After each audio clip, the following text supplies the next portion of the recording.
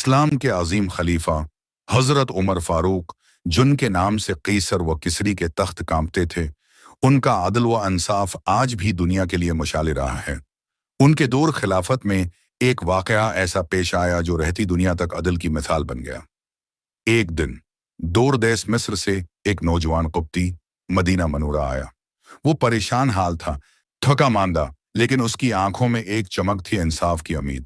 وہ مسجد نبوی میں آیا اور بلند آواز سے پکارا، اے امیر المومنین، مجھے انصاف چاہیے۔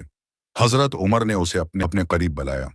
قبطی نوجوان نے کہا، آپ کے گورنر حضرت عمرو بن عاص کے بیٹے نے مجھے سب کے سامنے کوڑے مارے، صرف اس لیے کہ میں نے اسے دوڑ میں ہرا دیا۔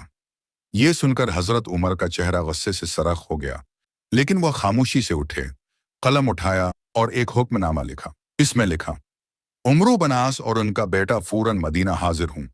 چند دن بعد دونوں باپ بیٹا مدینہ آ پہنچے۔ مسجد نبوی میں سب لوگ جمع تھے۔ حضرت عمر نے قبطی نوجوان کو کوڑا دیا اور کہا، مارو جیسے اس نے تمہیں مارا۔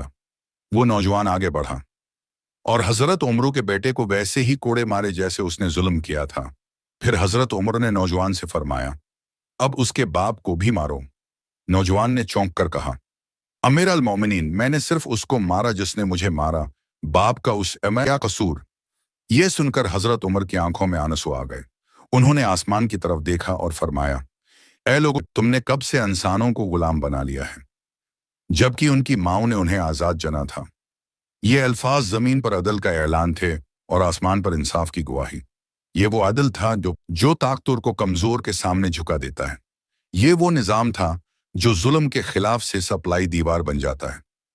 دوستو، اگر آپ کو یہ واقعہ دل کو چھو گیا ہو تو اس پیغام کو دوسروں تک ضرور پہنچائیں۔ ہمارے چینل کو سبسکرائب کریں، لائک کریں اور شیئر کریں تاکہ ہم اور آپ مل کر اسلامی تعلیمات کو دنیا بھر تک پہنچا سکیں۔